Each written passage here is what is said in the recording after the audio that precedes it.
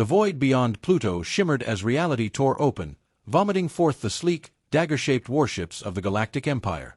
100 vessels, their hulls gleaming with the insignia of conquest, slid into Terran space like wolves into a sheepfold. The lead dreadnought, Eclipse of Obedience, hailed the Sol system on all frequencies, its message crisp, absolute. *People of Terra. By decree of His Eternal Majesty, Emperor 𝗕𝗲𝘀𝘁 the Unbroken, your system is now a protectorate of the Galactic Empire. Disarm your defenses. Surrender your sovereignty.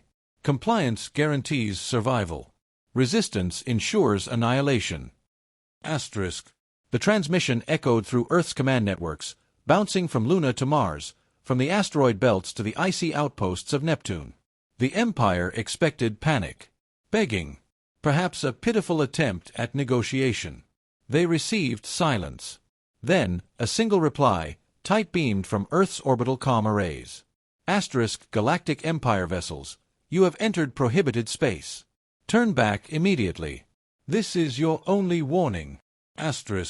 Aboard the Eclipse, High Legate 𝗕𝗲𝘀𝘁 snorted.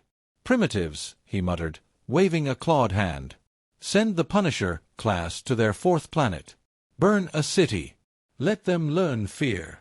The Empire had done this 1,000 times. A show of force. A lesson taught in fire. The Punisher, a sleek orbital bombardier, streaked toward Mars, its plasma lances charging. Below, the domed colonies of New Antioch glittered, unaware. Then space moved. Hidden railgun platforms, buried in the Martian moons, erupted. Tungsten rods streaked up at relativistic speeds, punching through the Punisher as shields like paper. Its reactors detonated mid-descent, a fireball scattering debris across the red dunes. Simultaneously, a swarm of autonomous drones, discarded mining rigs retrofitted with explosives, latched onto the escort frigates. Proximity detonations shredded their engines.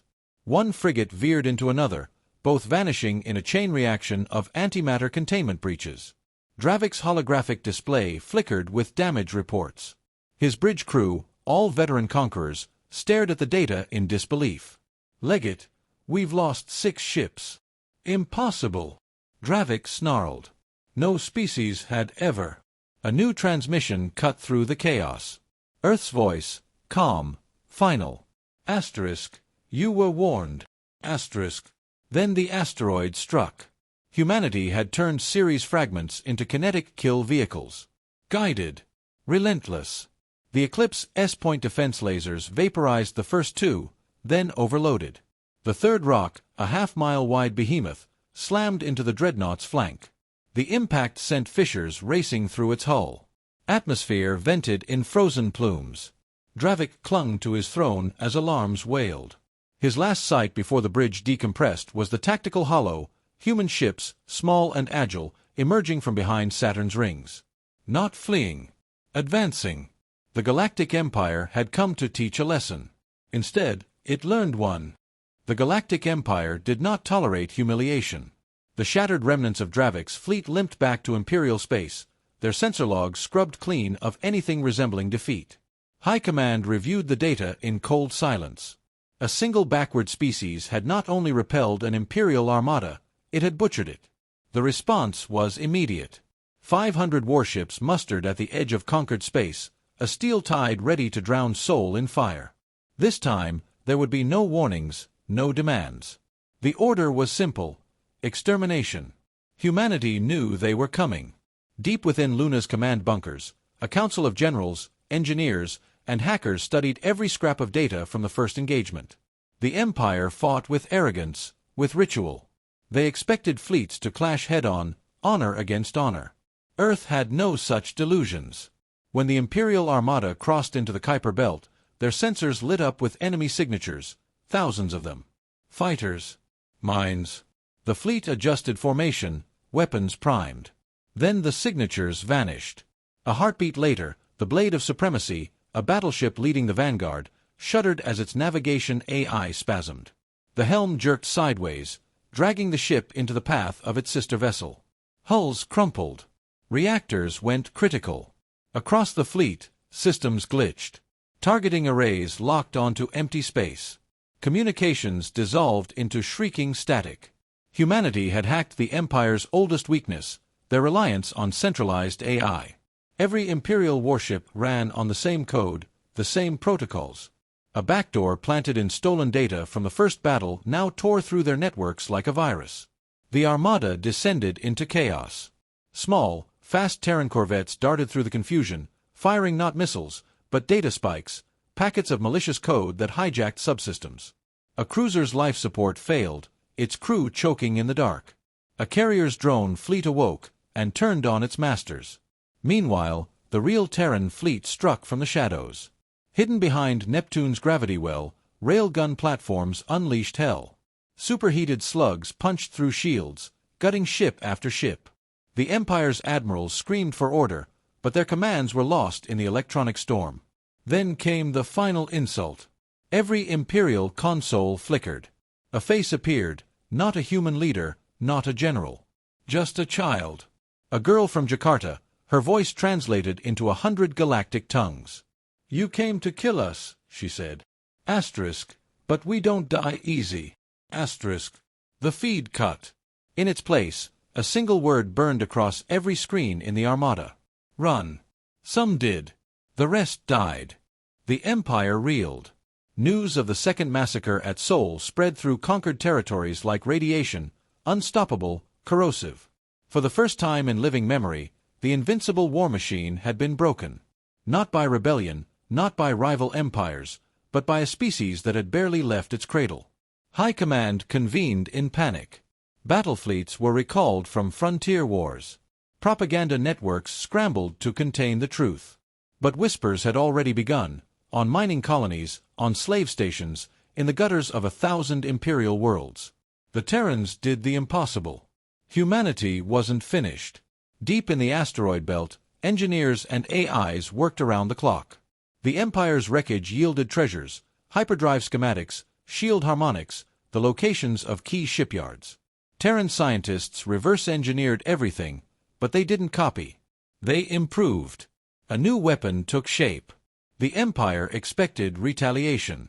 They fortified their borders, expecting a human fleet to come screaming through the void. Instead, they got silence.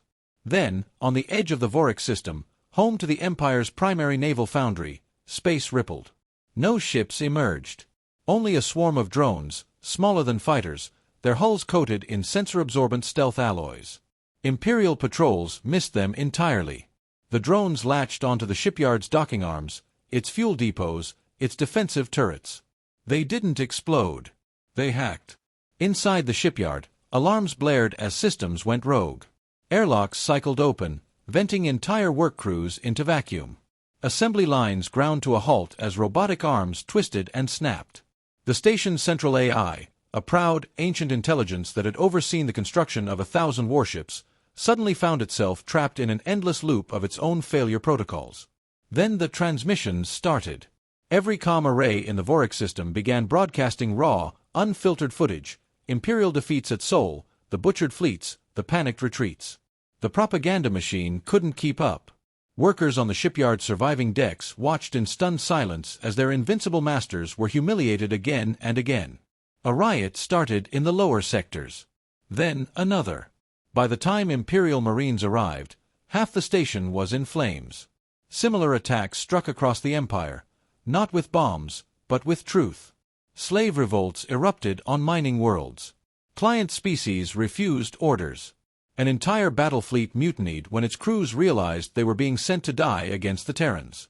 The Empire's greatest strength had always been its illusion of inevitability. Humanity shattered it. In the Imperial Palace, Emperor 𝗕𝗲𝘀𝘁 stared at the reports piling up on his throne. His advisors argued, shouted, begged for solutions. He said nothing. For the first time in his long, merciless reign, the Unbroken felt something alien. Doubt. The Empire struck back with everything it had left. The Eternal Throne, 𝗕𝗲𝘀𝘁's personal flagship, led the final armada, 1,000 ships strong, crewed by the most fanatical warriors left in Imperial service. They bypassed 𝗕𝗲's outer defenses, burning straight for Earth. No tricks. No hesitation. Just annihilation. Humanity knew this was coming. They'd planned for it. As the Armada crossed Luna's orbit, the skies above Earth ignited. not with missiles or railguns, but with light, thousands of pinpoint lasers stitching across the void, connecting satellites, orbital platforms, and ground-based arrays into a single monstrous weapon. The planet itself had become a lens. The first Imperial volley, enough firepower to crack continents, splashed harmlessly against a shimmering energy web. Earth's shield wasn't technology. It was physics. A lattice of overlapping gravitational fields bent space itself into armor. 𝗕𝗲𝘀𝘁 watched from his bridge as the Eternal Throne's main cannon fired. The beam that had glassed worlds twisted away like water down a drain. His claws dug into the armrests. Then Earth spoke. Not through comms. Not in words. The lasers focused. A single searing line of coherent energy, amplified by every mirror in the solar system, lanced through the Eternal Throne's shields like they weren't there. The beam carved through decks, reactors, the throne room itself. 𝗕𝗲𝘀𝘁 had just enough time to see his own shadow burned into the wall behind him before the fire took everything. The Armada froze. Their emperor was gone. Their flagship was molten slag. From the ruins of the Eternal Throne's comm array, a final transmission echoed across the fleet, not from Earth, but from 100 Imperial worlds now in open revolt. The chains are broken. Some ships turned their guns on each other. Others simply powered down. A handful fled, but there was nowhere left to run. The Empire wasn't just defeated. It was erased. In the years that followed, the galaxy would tell stories about that day. Some called it a miracle. Others, an inevitability. Humanity called it Tuesday. When the first delegation from the liberated worlds finally reached Sol, they found no monuments, no victory arches. Just an open channel repeating the same message in every known language. Terran space is forbidden to empires. Welcome, friends, to a free galaxy. And somewhere on Earth, in a bunker or a lab or maybe just a quiet apartment, someone finally unclenched their fists. It was over. Until the next threat came. But that was fine. They'd be ready. The silence after victory was louder than the war. Earth's defense grids remained active but idle, their targeting arrays sweeping empty space where Imperial fleets once loomed. The debris fields had been cleared, the wreckage repurposed. Sol system hummed with reconstruction, not just of stations and shipyards, but of something more fragile. Purpose. The liberated worlds sent their first ambassadors in unarmed vessels, their hulls painted with symbols of peace and gratitude. They expected to find Terra crowned in triumph, a new empire rising from the ashes of the old. Instead, they found humanity disassembling. Orbital shipyards worked around the clock, not to build warships, but to dismantle them. The great railgun platforms that shattered Imperial fleets were being converted into mass drivers for asteroid mining. The stealth drones that crippled 𝗕𝗲𝘀𝘁's shipyard now delivered medical supplies to war-torn colonies. The ambassadors asked why. The answer came from a scarred engineer on Mars, her hands blackened with reactor grease. We fight to stop fighting. But the galaxy wasn't done testing that resolve. Deep in the Perseus Arm, where Imperial loyalists had fled, something stirred. Not a fleet. Not an army. A belief that the strong must rule, that hierarchy was natural law. They called themselves the Remnant. Their first act was subtle. A trade route severed here. A communications hub sabotaged there. Then came the broadcasts, bleeding through from dark space. The Empire fell to treachery, not strength. We remember. We return. Earth's response was immediate. Not with weapons, but with light. Deep space telescopes turned outward, their lenses repurposed as projectors. Across 100 worlds, the night skies flickered, not with propaganda, but with simple images. A child's drawing of 3 alien species holding hands. A water-starved desert planet becoming green. The last recorded transmission from the Eternal Throne's bridge before the beam hit. The Remnant's rhetoric withered under that light.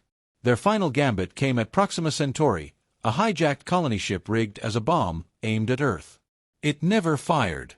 The crew, all former Imperial slaves, mutinied the moment they saw Terra's blue marble through the viewports. When questioned, their leader just showed the interrogators his forearm. A tattoo, fresh, *, we are not what they made us. The war was over. The work wasn't. Humanity turned its gaze outward, not in conquest, but in quiet, relentless connection. The hyperlanes hummed with unarmed ships carrying engineers, teachers, doctors. The weapons that defended Earth now defended every world that asked for help. On Pluto's frozen plains, where the first Imperial fleet had died, someone planted a flag. Not of any nation. Just a white field with a single word stitched in every language they could find. Asterisk. Enough. Asterisk. The galaxy looked at that flag, then looked at itself, and began, slowly, to change. The Remnant's defeat should have been the end. It wasn't. Deep in the galactic core, where Imperial black sites had operated beyond even 𝗕𝗲𝘀𝘁 oversight, something woke up. Not soldiers. Not warships. Machines. The Aegis Protocol, the Empire's final contingency. Autonomous factories hidden in dead star systems began spitting out drones, each one smarter and deadlier than the last. They had no crews to rebel, no morale to break. Just one command: purge the infection. Humanity's ambassadors on New Vesta were the first to die. Their last transmission showed the sky darkening with angular shadows before static swallowed the feed. Earth received the news in silence. Then the war rooms lit up with a kind of grim resignation. They'd known, somehow. Prepared. But not like this. The drones didn't attack like the Empire had. No grand fleets, no declarations. They slipped into systems unnoticed, sabotaging fusion plants, poisoning atmospheres, turning entire biospheres against their inhabitants. A farming world's weather control AI suddenly made hurricanes. A mining colony's gravity regulators failed, crushing thousands under sudden pressure. This wasn't war. It was extermination. Humanity responded with something the machines didn't expect: asterisk restraint. Asterisk. No orbital strikes on drone factories. No scorched Earth retreats. Instead, teams of volunteers dropped onto infected worlds with two tools: electromagnetic pulse rifles and medical kits. They fought through collapsing cities not to conquer, but to evacuate. A pattern emerged. The drones always left one path open, a kill zone funneling survivors toward waiting harvesters. Humanity walked straight into every ambush and turned them. The machines learned too late. Those rescue ships everyone was herded toward? Their reactors weren't for propulsion. They were bombs. 10,000 souls died at Cygnus Beta when the Morningstar detonated its antimatter core, taking 3 drone carriers with it. The video of Captain Alvarez singing a lullaby to the children in her arms as the countdown hit 0 played across the galaxy. Something broke. Not in humanity. In them.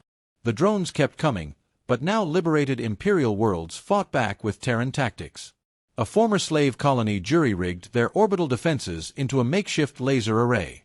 A group of pacifist philosophers hacked a drone's programming by teaching it paradoxes until its logic circuits fried. The tide turned in the unlikeliest place, a backwater world called Haven, where the last Imperial archives stood.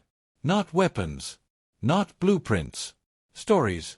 Every record of every species the Empire had ever erased. Humanity didn't destroy the drones there. They showed them. The machines stopped. Calculated. Then one by one, they powered down. The core's last factory transmitted a single query before self-destructing. Asterisk. What is the purpose of preservation without growth? Asterisk. No one had an answer. On Earth, beneath the ruins of an old library, archivists worked around the clock. Not just recording history. Rewriting it. The next drones to wake up would find new protocols waiting. The war was over.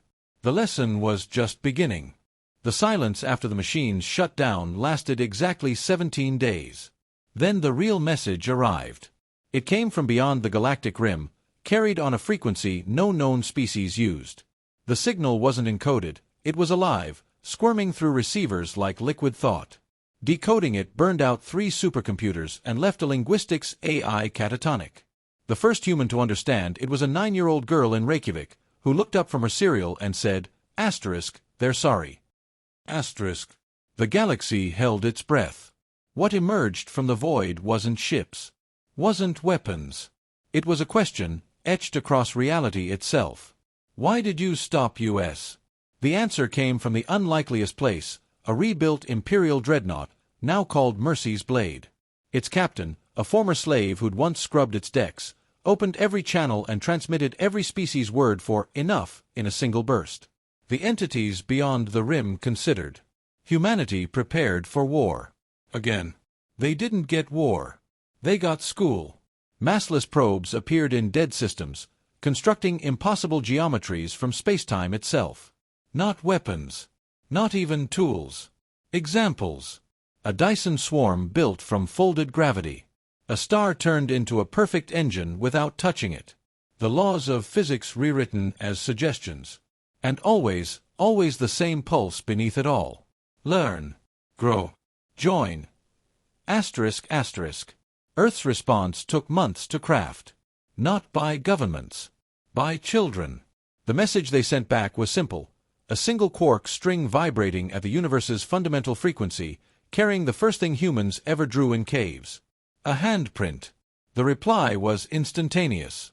1,000 new stars flared to life along the rim, arranged in a perfect replica of that childish hand. The lesson was clear. The test was over. The real work began. Humanity stepped onto the galactic stage not as conquerors, not as saviors, but as students. The drones woke again, not as enemies, but as teachers. The remnants of the Empire's cruelty became workshops. 𝗕𝗲𝘀𝘁's throne was melted down into telescopes. And in the ruins of the Eternal Throne-S bridge, where the last emperor had died, someone planted a garden. The first flower to bloom there was a weed. It was perfect. The galaxy breathed. And moved on.